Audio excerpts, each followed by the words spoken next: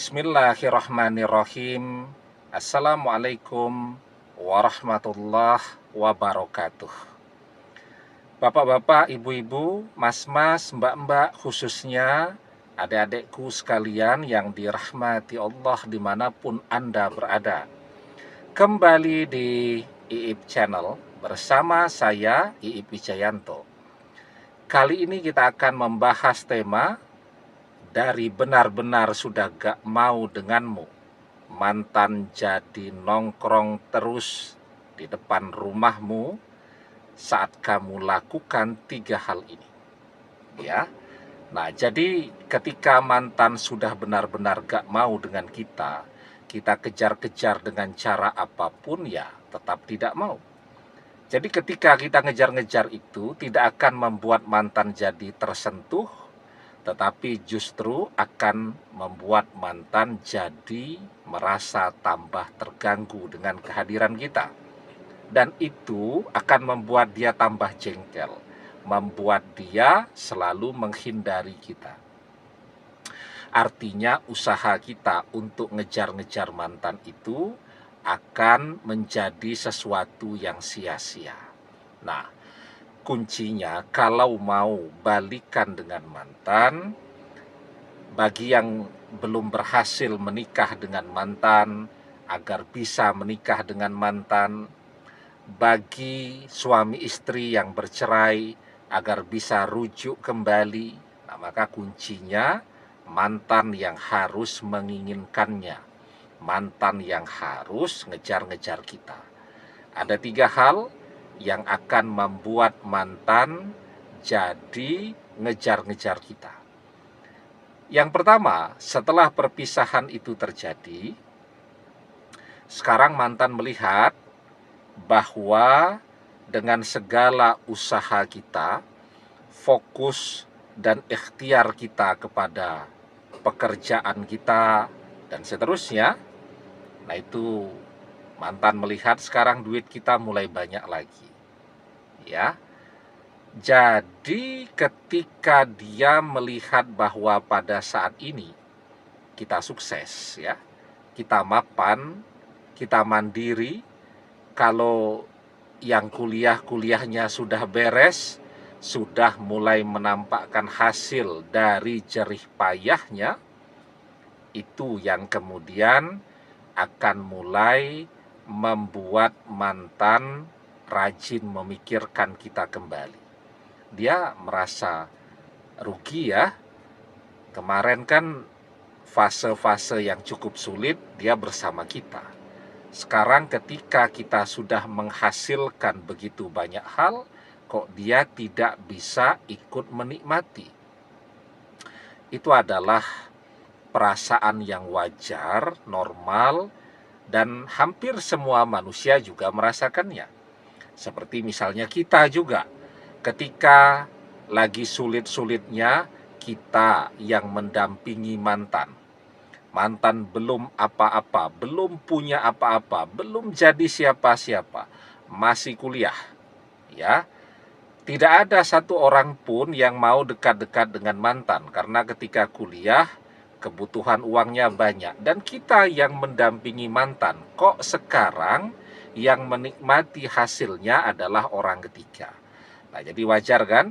Kita juga berpikir begitu ketika melihat mantan sukses, mantan mapan, mantan uangnya banyak dan seterusnya. Kok capeknya dulu dengan saya, tapi kok yang menikmati hasilnya orang ketiga.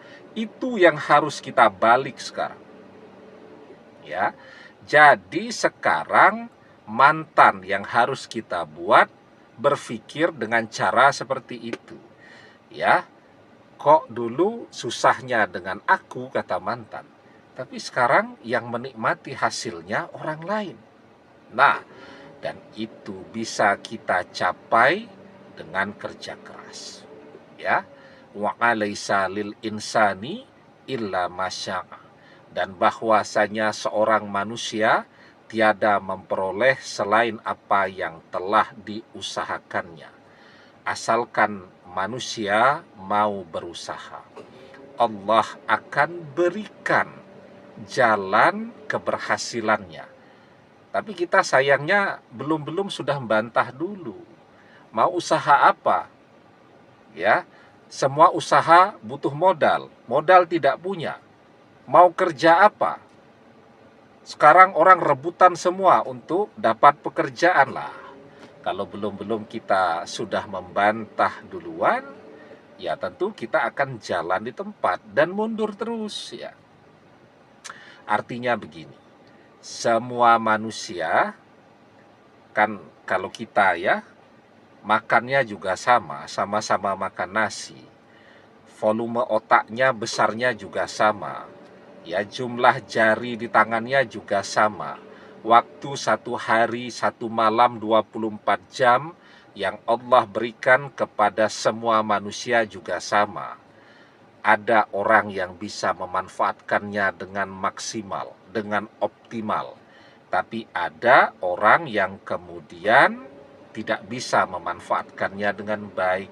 Ya, sekarang inspirasi untuk bisa membuka ya lahan usaha untuk diri sendiri atau yang orang katakan entrepreneurship itu ya, kewirausahaan itu kan ada begitu banyak. Kita bisa lihat tuh di berbagai channel-channel YouTube ada begitu banyak inspirasi yang kemudian bisa kita tekuni.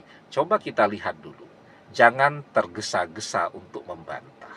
Ada begitu banyak usaha yang bisa dimulai tanpa membutuhkan modal. Artinya apa? Modal itu skill yang ada pada diri kita.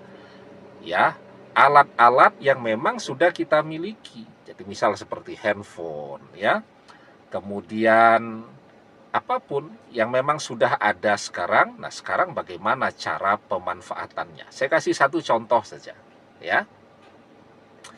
Ada murid ngaji saya itu seneng ngotak-ngatik sepeda motor.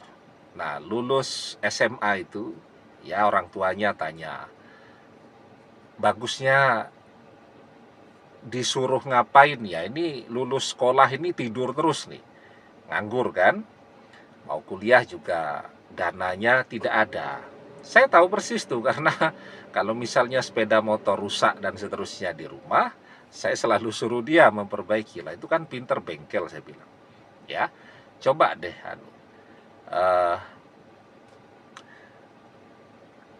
garasi rumahnya itu kan ada garasi ya, walaupun tidak ada mobilnya, tapi ada sepeda motornya di situ. Garasinya kan lowong. Coba buka bengkel di sana, ya. Tapi kan butuh alat ini, alat itu, dan seterusnya. Yang sederhana saja dulu saya bilang, ya. Ya tentu kerusakan-kerusakan kecil pada sepeda motor, ya, dan seterusnya. Kemudian kan dia punya handphone tuh. Orang sering tuh mogok tengah malam sepeda motornya.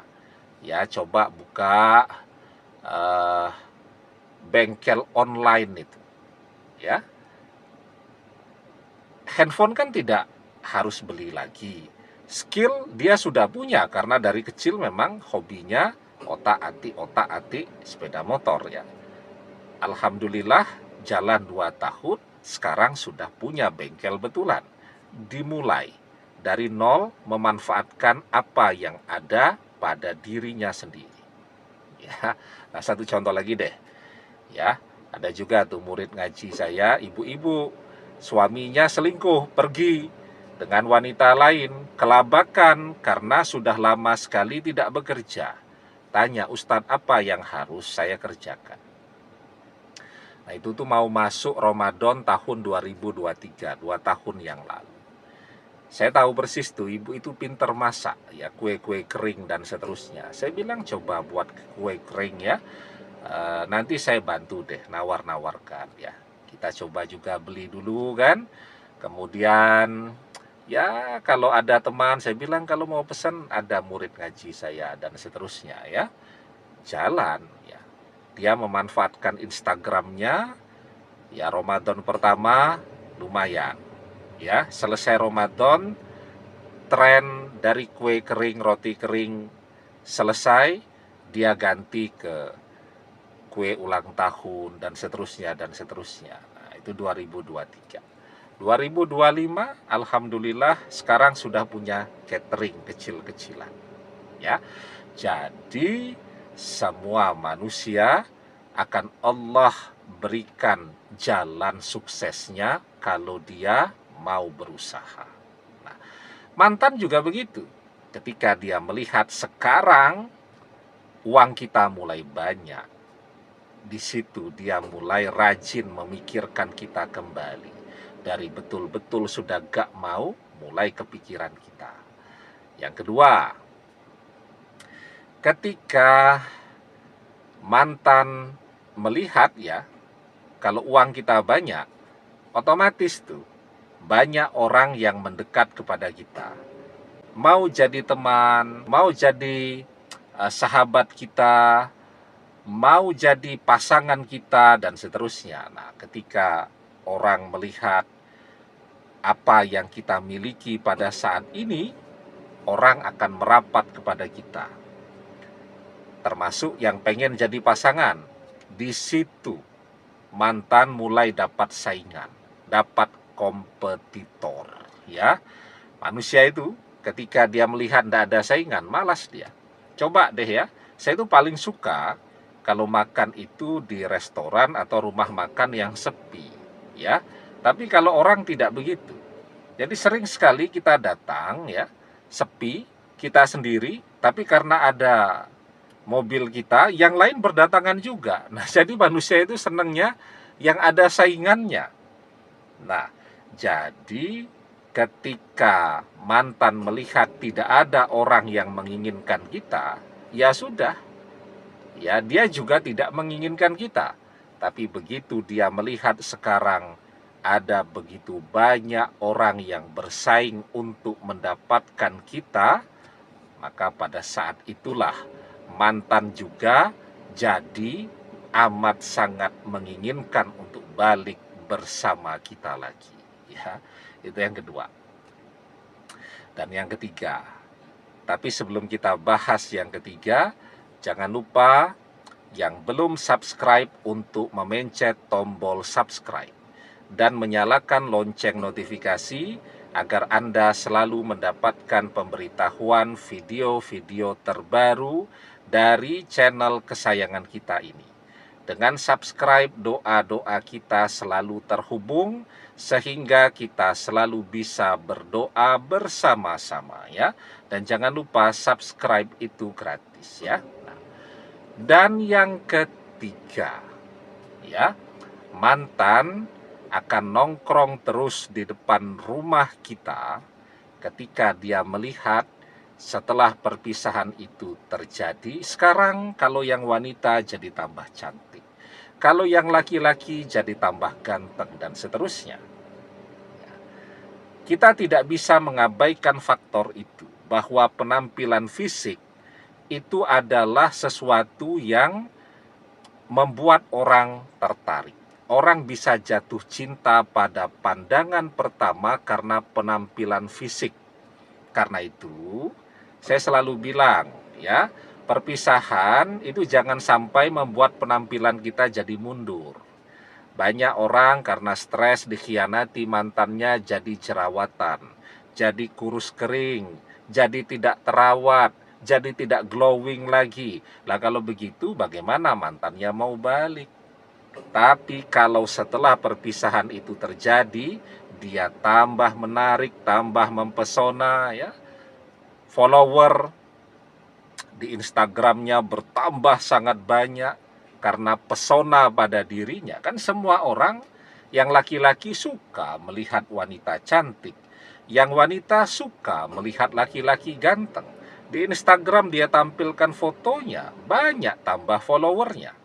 Nah, jadi ketika mantan melihat semakin cantik atau semakin ganteng, pada saat itulah mantan yang sudah benar-benar gak mau bisa jatuh cinta kembali, ya. Dan semuanya bisa kita lakukan asal kita mau berusaha. Demikian, semoga bermanfaat. Wallahu a'lam bissawab, billahi taufik wal hidayah. Assalamualaikum warahmatullahi wabarakatuh.